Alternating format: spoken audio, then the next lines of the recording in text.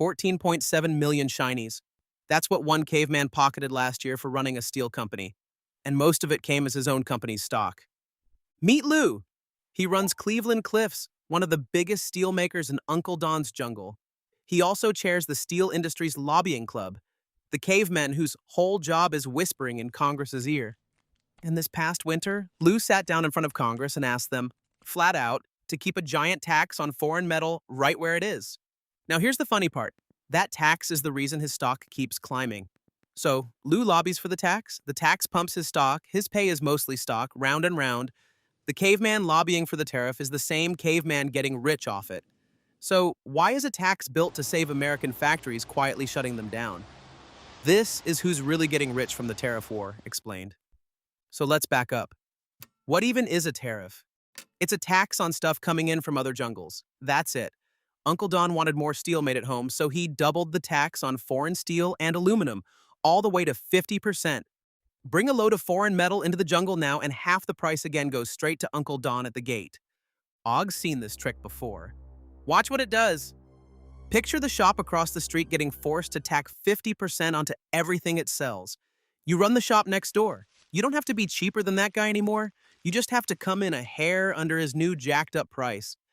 So you raise yours too, everybody in your trade does. And here's where it gets weird. The tax was aimed at the foreign guy, but it handed you a license to charge more. That's the steel tariff. Foreign metal got expensive, so Lou's American metal got expensive right alongside it. American steelmakers pumped out more metal than they had in a generation, past Japan even. Profits up, stock up, Lou's payday up.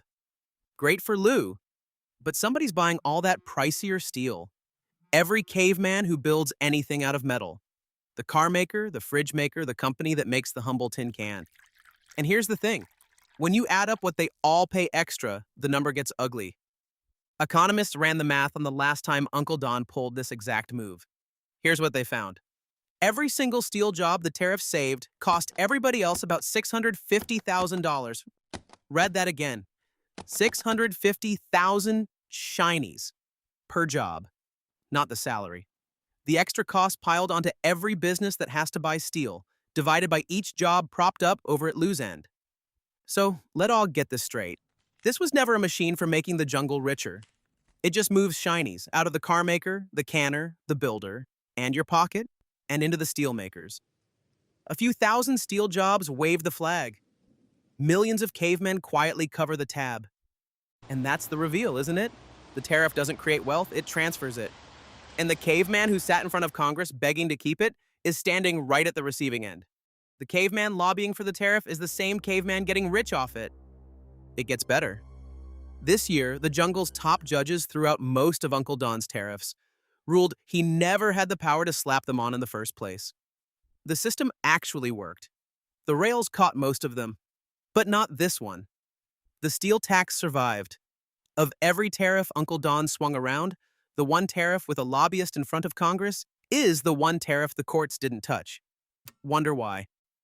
So what does this mean for regular cavemen like you and me? Start with the big stuff. That new car or truck you've been eyeing? Steel and aluminum are most of what it's made of.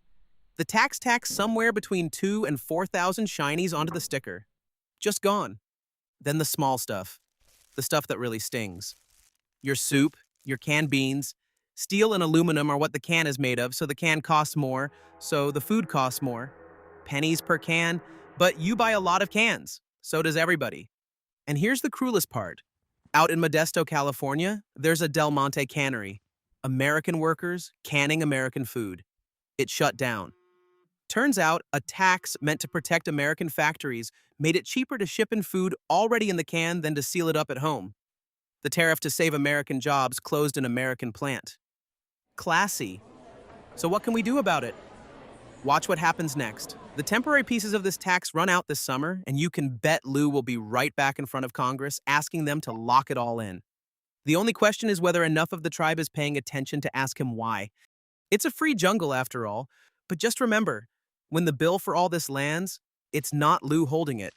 It's the caveman at the car lot and the caveman squinting at the price of a can of soup. If any cavemen are confused, this is just a simple satirical explainer about how tariffs move money around. For legal reasons, this is about fictional cavemen in a make-believe jungle. Please do not sue OG. This is one tax wearing a flag. There's a whole closet of them. The one on your lumber, your washing machine, your morning coffee. Each one sold as protection. Each one a bill somebody hands you at the register. OG's gonna walk you through everyone. Like and subscribe if you want more.